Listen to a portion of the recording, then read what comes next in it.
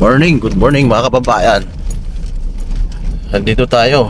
We're riding along San Luis Road and along Monterey Farm mga kababayan. Dito ongoing po yung road rehabilitation nila rito. Dati ng concrete pero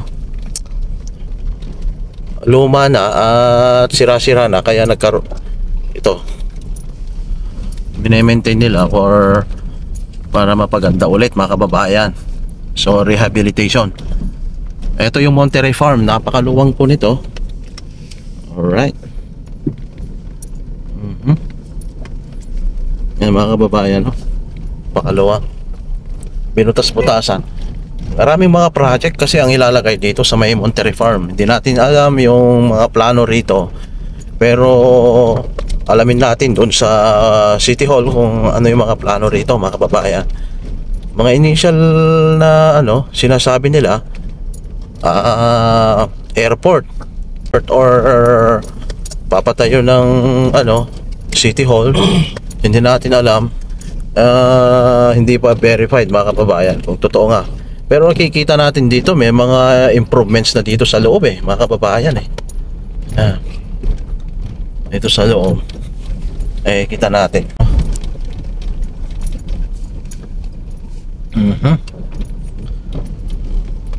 So tingnan nyo lang mga kababayan.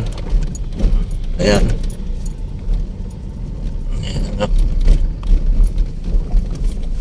So ayan mga kababayan, bagong yan, daanan.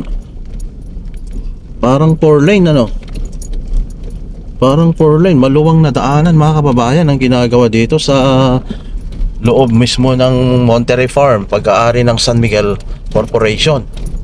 So ito yung mga nila, truck nila for transporting mga gravel and sand mga kababayan. Yung mga equipments nila dito sa loob, may bunkhouse pa dyan. Yan and dito yung kanilang tawag dito sa mga gravel and sand dito, deposito nila. Yan. May mga heavy equipments dyan mga kababayan. So in time siguro makikita natin talaga kung ano yung mga project na ipapatayo nila dyan. Kasama natin pala si Sir dito, ang ating isa sa ating mga matalik na kaibigan mga kababayan. Siyempre pa hindi ka iiwanan ko kahit na anong problema or ito yung mga taong totoo at hindi ka talaga iwanan, willing na tumulong mga kababayan kung meron kang problema.